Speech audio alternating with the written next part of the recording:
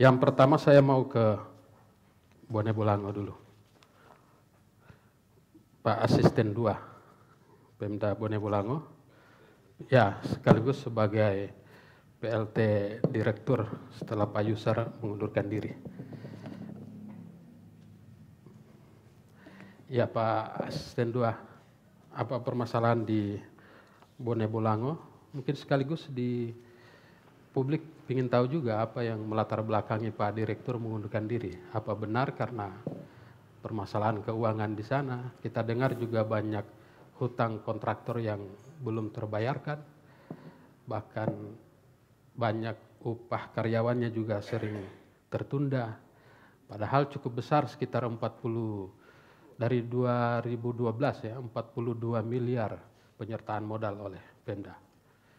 Silakan Pak. Baik, terima kasih Pak Hadi atas kesempatan. Kami dari Pemda Bone Bolango mengucapkan terima kasih sudah diundang dalam forum demokrasi Gorontalo ini. Yang saya hormati para akademisi, tokoh masyarakat, LSM, teman-teman dari kabupaten kota yang sempat hadir di malam ini, yang mana acara kita pada malam hari ini mengangkat tema miliaran penyertaan modal PDAM tak pernah untung. Benarkah? Baik Bapak Ibu sekalian, bahwa memang di semua kabupaten kota ya ada yang namanya BUMD, ada yang namanya PDAM. Nah, kalau BUMD itu orientasinya ke profit. Sedangkan PDAM itu lebih menonjolkan fungsi sosialnya. Ya, karena melayani kebutuhan dasar masyarakat adalah kebutuhan air bersih. Nah, terkait dengan puluhan miliar yang sudah dikucurkan, memang benar Pak Hadi, karena air bersih merupakan kebutuhan dasar manusia, sehingganya di semua level pemerintahan, mulai dari pemerintah pusat, pemerintah provinsi, pemerintah kabupaten kota, melakukan penyertaan modal. Kalau dari pusat itu biasanya adalah dana hibah, bukan hanya pemerintah pusat, tetapi luar negeri pun ya melakukan hibah ke daerah untuk pelayanan air bersih ini.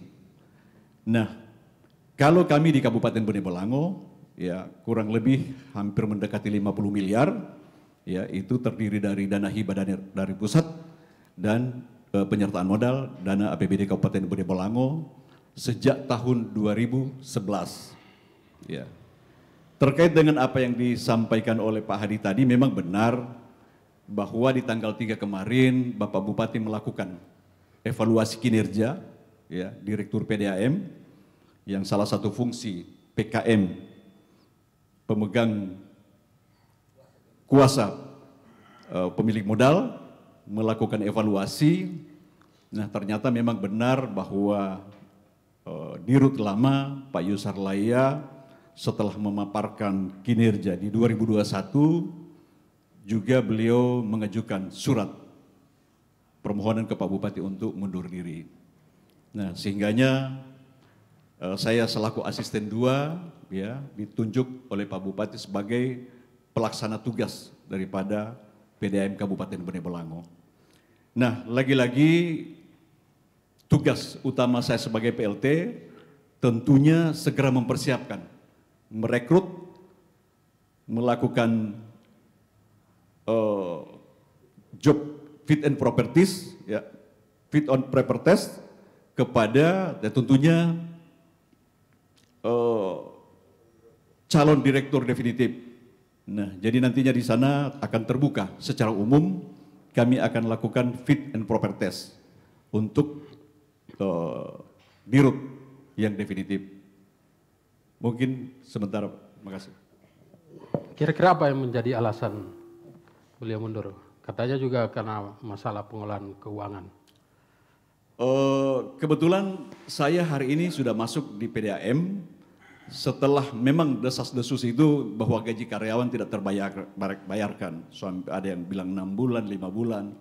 Ternyata itu tidak benar. Saya cek kemarin itu memang gaji bulan Mei itu masih ada sebagian yang belum terbayarkan, ya, masih ada yang sebagian belum terbayarkan. Nah, kalau alasan yang pastinya beliau mengundurkan diri, saya juga belum tahu persis, cuman mungkin alasan kesehatan juga Pak, karena memang beliau sering sakit-sakit. Mungkin begitu Pak Hadi, makasih.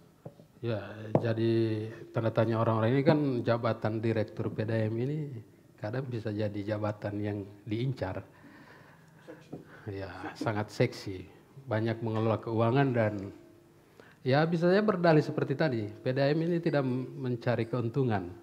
Sehingga jangan sampai dengan berlindung di situ kemudian disalahgunakan juga. Nah, jabatan ini kemudian tiba-tiba mengundurkan diri, itu kan jadi pertanyaan publik. Ya, desas-desus yang kami dengar memang banyak desakan karena banyak permasalahan juga. Nah, Pak Asisten 2, pendapatan di 2020 itu data yang kami dapat PDAM Bone Bolango itu hanya mendapatkan total itu 5 miliar. Sementara beban operasionalnya itu sekitar 11 miliar. Ya. Apa saja sebetulnya 11 miliar itu? Mungkin kalau ya Pak Hadi, mungkin kalau secara teknis kebetulan ada yang dari PDAM karena saya juga baru masuk tadi.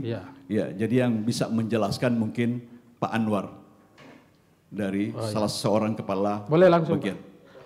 Baik Pak Hadi, saya tambahkan sedikit. Silakan. Memang benar apa yang disampaikan oleh Pak Hadi tadi, memang biaya operasional kalau saya lihat PDAM Bone Bolango itu sangat tinggi Pak Hadi, terutama untuk gaji karyawan.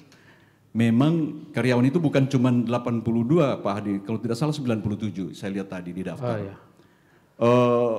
Memang Pak Hadi sesuai audit kinerja oleh BPKP Perwakilan Provinsi Gorontalo, memang mereka merekomendasikan agar karyawan dikurangi karena untuk mengurangi biaya operasional tadi.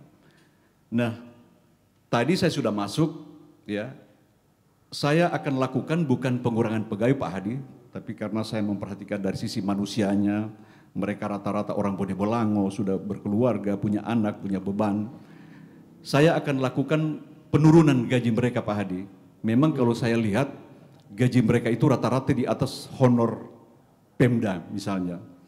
Nah sehingganya untuk mengurangi biaya operasional ini, terutama gaji karyawan ini, mungkin dalam waktu dekat kami akan lakukan pengurangan pegawai 20-30% Pak Hadi, agar supaya PDAM Bone Bolango ini bisa berjalan dengan mulus, ya, tidak terbebani lagi dengan biaya operasional yang sangat tinggi. Seperti apa yang disampaikan juga tadi, memang betul sumber air kami itu terpencar-pencar dan jauh-jauh yang membutuhkan operasional yang sangat tinggi jika dibandingkan dengan teman-teman PDAM di kota, hanya satu titik. Mungkin itu tambahan dari saya Pak Hadi. Jadi seluruhnya dikurangi gajinya Pak? Seluruh. Termasuk direkturnya? Dari direktur sampai bawahnya. Ya.